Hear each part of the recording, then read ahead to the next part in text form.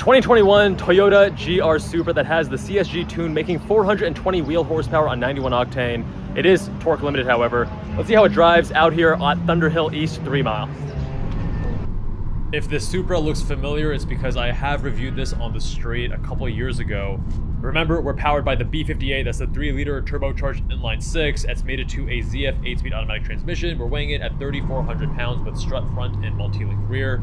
The key mods here, we have JRZ RS Pro 2-way adjustable coilovers with the rears converted to true coilovers, with Eibach springs, 700 pounds in the front and 600 in the rear. The full SPL suspension catalog and a lot of suspension supporting mods. Apex VS5 RS wheels, 18x11, wrapped in Nankang CR-S. These are brand new tires, which he did order heat cycled from the factory, but they're still fresh. He literally has 100 street miles on them only. We have a bunch of aero from Barris Engineering, and again on the powertrain we have the CSG tune making 420 wheel horsepower.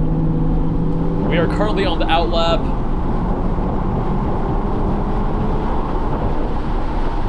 Let's see if we can keep up with a 991 GT3, which is a quicker car than the Supra, but the Supra has some mods. How much can we actually close the gap? Turns 14 and 15 right here are the last two corners before the main straight. And now we're going to get on the throttle. B58 is a monster engine, wall of torque, ZF 8-speed quite quick, getting a lot of buffeting, so rolling the windows. Much better. The steering already is, and right off the bat, turn 1, and now approaching turn 2, I can feel so much more through the steering. It's already making me feel more comfortable. You can see me sawing away at the wheel, dancing with the car on literally the first two corners of the first lap.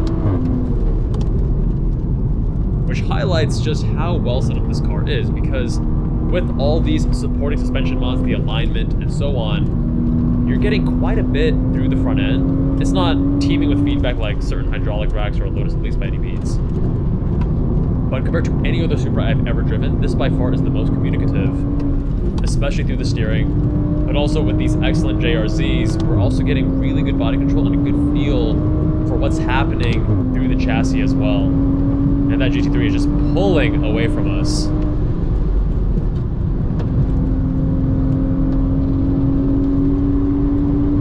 Trying to get the AC on because now I'm getting hot. Doing these things while on track in a new car that you've never driven before on track can sometimes be a little bit distracting, but that's what we do it on the straightaways. Getting on the brakes, they are easy enough to modulate. They just don't have the most solid and nicest feel to them. They're not bad by any means, but since the car is at such a high level, it just stands out as not being quite to the same level as some of the other things like the steering and the engine and so on. Between each shift, you can really feel that jolt. The downshifts are nice and quick. Again, dancing with the car here. First lap ever on brand new CRS tires that do have a heat cycle from the tire shop, but still are not at their optimal peak yet. First ever lap, we do a 2-minute 0.7. Now we started at 27 psi cold, but this is now in the afternoon. The track is hotter. We're pushing the car. We're really dancing at the limit here, as you can see. What you're going to see is that the tail starts stepping out more and more because the tires overheat. So we're already half a second up right now. 5/10, right?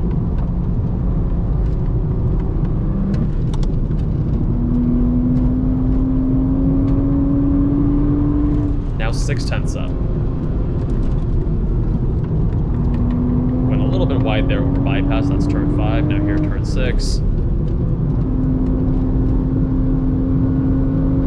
Now we're 1 second up.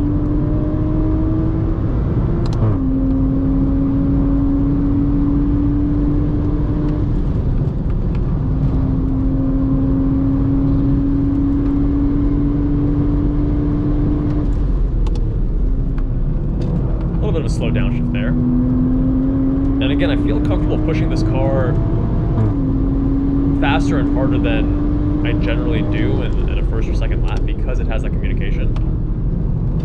as the rear comes out in a very predictable way. All right, this is definitely going to kill quite a bit of time. We were 8/10 up, but now from that, there goes all the time. And we're losing all that time on the straightaway, which just compounds on itself. So now we're only 2/10 up, 1/10 up, exit speed before a big straightaway being very important.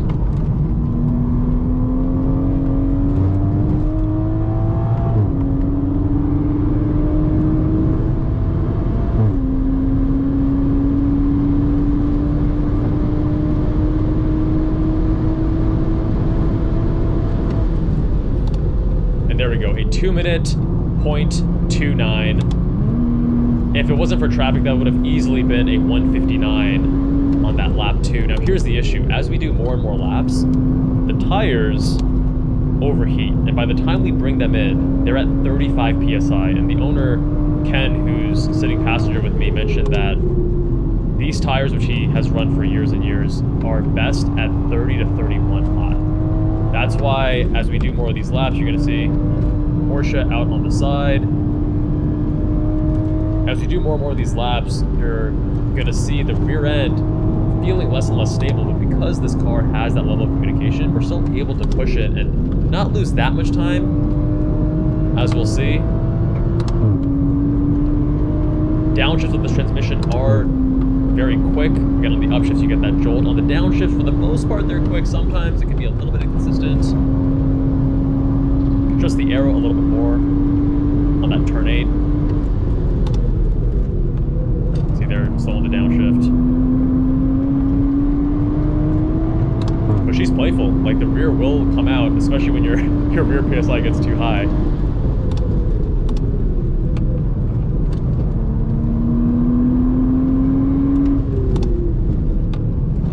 Now, stock from factory, I do find the Supras to be quite numb, but this particular example feels so well sorted and so dialed. This is actually my all-time favorite Supra that I've ever driven, because what I find most compelling in a track car, this is my personal taste, is communication and confidence. And if a car behaves in a way that is predictable, and it communicates to you what is going to happen as you give it an input, the output is expected and linear and etc., then that allows me to push the car harder, have more fun, dance with it. And I think dancing at the limit is the most fun part of track driving, and even more so than chasing fast lap times. Now, everyone's different on that regard. Some people do prioritize the lap times more so than the way it communicates, but I would argue communication allows you to go faster. Now, if you guys recall, I drove Ty Lai's Supra at Laguna. That had two issues. Number one, dead steering. Number two, the throttle was an on-off switch, and the rear end would constantly come out because the way that the diff was set up, it was very aggressive. Right here, turn 3, and now turn 4. Really just getting that nice neutral steer rotation right there on turn 4. Over that bump on the right-hand side, the JRZ's soaking it up so nicely. Car's not getting upset. With lower quality suspension, you do tend to have issues there. Dancing again with a bit of oversteer at the exit of turn 6. Not a scary car, and for weighing 3,400 pounds, didn't love that line through turn 8. As you can see, the thumbs down. Turn 9. Nice trail brake rotation, some neutral steer. Chasing neutral steer is usually the quickest way around a corner. You get too much sideways action, that kills time. You don't have enough sideways action in terms of not having any neutral steer and no visible slip angle, then that's also not the quickest way around a corner.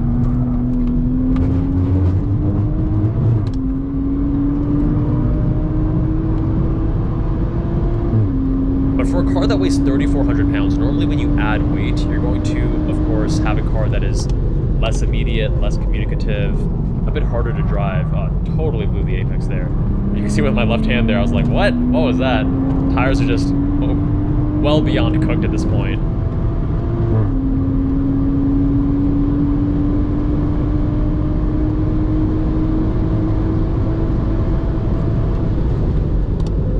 And that's actually our PB, a 2-minute 0.1.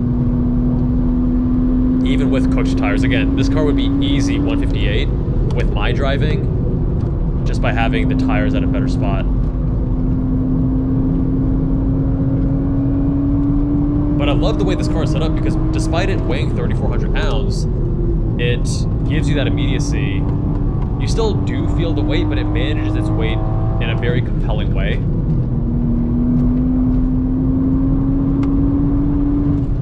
And you'll see corner after corner, I'm just able to elicit that slip angle.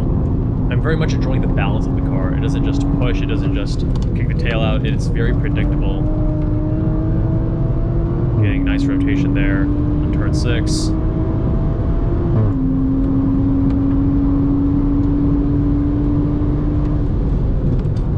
And now turn 8. Dynamic car. I could have settled the rear end by getting on throttle earlier, but it's not a problem here. Driving the car, not the line, did miss the apex a bit there. Again, the tires are getting hot, so you're going to see my line get sloppier and sloppier. Straight from factory, these cars already have more than enough power. Turn 10 here, nice neutral steer. But you add a tune, you get even more. This 11, 12, 13 complex. Funny that everyone just forgets the painting and just goes over. They're actually doing a repave later this year. They're going to revise that.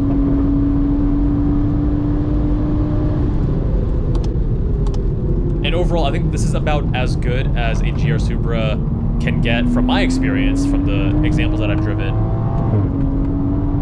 Again, to nitpick, I would just want a little bit more solidity with the brake pedal. It's not a bad brake pedal by any means, but just to get everything tip-top. And if you like these driving gloves, by the way, they're from my buddy at -273. You can use my coupon code below for 25% off. They're all World Cup themed, so whatever country you want. Turn 2, trailing the brakes in, getting the tail out, and back on the throttle. Still dancing mid-corner. The B58 is also just so linear. When you have the revs up, you don't have lag. So you have that immediacy. Again, tires are way beyond ideal at this point, so we're just slipping and sliding corner after corner. I've seen so much variation in terms of the Supras that I've driven. Some of them, like this one, can be quite confidence-inspiring, and other ones, like Tylai's, can be very scary to drive, actually. Look at that etiquette, my God, going off the line. Thank you for that.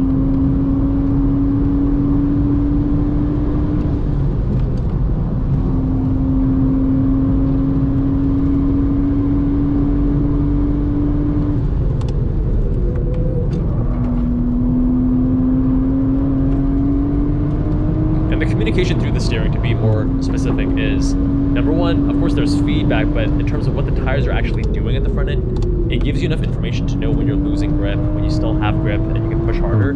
That's what you want in a track car, because that's what allows you to then dance with the limit, as we're doing here.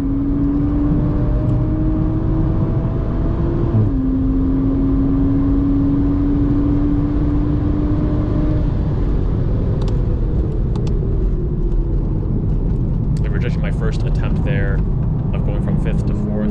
It's not quite a Porsche PDK, right? It's not going to let you downshift 300 RPM from redline.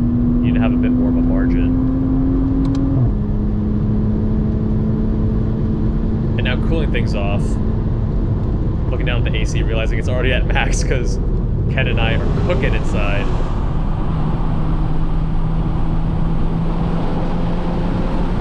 Now, even with Ken, a passenger inside, a 158 would have been very achievable. You remove the passenger, you can save additional time off of that with the additional weight savings. And now, since the tires are so hot, we're going to call the session short, bring it in, and debrief with the owner, Ken. We're out here with Lightspeed track events. Use code JABAL for $25 off your next event. Man, I was burning up.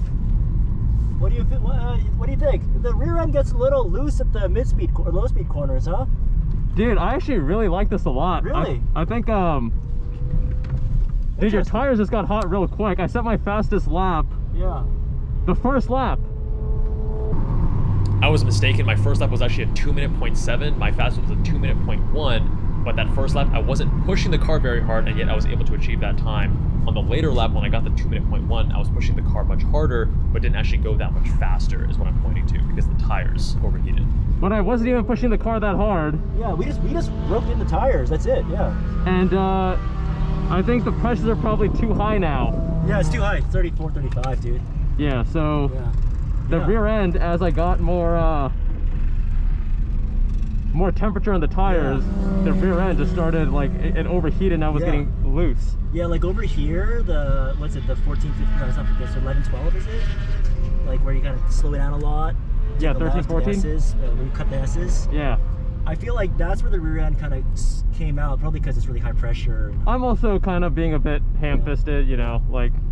Where do you think the car should watch out for things based on driving it? Let me take off my helmet real quick so I can hear you. I wonder what you think about like where the car's kind of sketchy in certain areas in this track. Because I've never driven this car here, at least in the setup. I think the car's decently set up, but like, yeah, I mean, it's another person gets to get a check.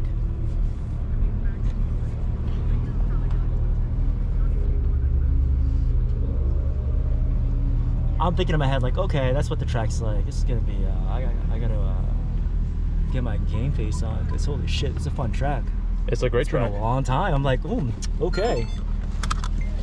Like Trend 3 is gonna be a fucking mindfuck again. All right, let's chat. Ah. Dude, I actually like your car a lot, especially for a Supra, because normally Supras are very numb. But with all the suspension work you've done, I think that the front end is actually pretty communicative. So I didn't feel totally at home with the car, but I felt like I could get at a more comfortable spot than normal for a Supra. The rear end is pretty loose. I think the main thing was like your tires. So I wonder if you let out some pressures, and I know these are brand new tires too, so they're not going to have their maximal grip right out the gate in the first session ever. Because you just got these and drove up. 100 miles, yeah. Dude, the power's plenty. You don't need any more power. I think the car, you know, over like bypass, there's like this bump. Yeah. On the downside. How was that? It actually like it doesn't get upset. So like when you go over, you crest. The car gets a little bit of air. You compress. And then there's like another bump right there. Yeah. How was that? How did that feel to you? I'm curious. Like, it's totally fine. It's planted. It feels like communicative enough, and I can tell what the car wants to do. Yeah. So there's no like surprises. But my car, when I go over, I have street coilovers, like budget street coilovers. So when I go over and that first bump, like as you're compressing, there's like a bump. Yep. On the right hand side. My car will like get upset. So you have to like wait longer and then you can turn. You have to wait longer to turn, and then also it may kick out and you have to be quick. Okay. Whereas this is a lot more confidence inspiring. The aero is nice too. I felt like I could carry more and more speed each time we were going through. It's 7, I think. Yeah, 7 or 8. The one where maybe it's 8. I think it's 8. Oh. I think it's out. This was recording. I think yours is. Okay. But what were your thoughts, passenger seat? Honestly, I'm just like, fuck, it's been a long time. It's gonna be a journey tomorrow. I'm gonna have to bring it back up because I'm like, okay, this is gonna be fun. Yeah, it's a good track. Yeah, it's gonna be good. It's gonna be a handful. I'm just curious where you think the car is the most sketchy though. Oh, where is the car the most sketchy? Yeah. Dude, it doesn't actually feel that sketchy. Like every time that I needed a counter steer, it communicates that. Okay. Like it didn't catch me off guard. I was like, oh fuck. Yeah. The overall the platform is not the most communicative, and it's still like. Did you do much weight savings for this? No, 0. Yeah, so it's weighing at what, like 3,400, something like that. It's not the most communicative, but I think what you've done with the steering, I rely on steering a lot, and also just what I feel through the seat. The fact that you don't have buckets holds back a little bit of that communication. I want you left foot braking, but because you don't have buckets and harnesses, like I need to use my left foot on the dead pedal to brace myself rather than to modulate brakes. Again, as a Supra, I think this is like a pretty solid example, and it's pretty communicative. Like I felt more comfortable. Am I as comfortable as I am in a GT3 RS or at a Lotus Elise? Obviously not, but for a Supra, I think this is actually really well set up. Cool, thank you. Good shit.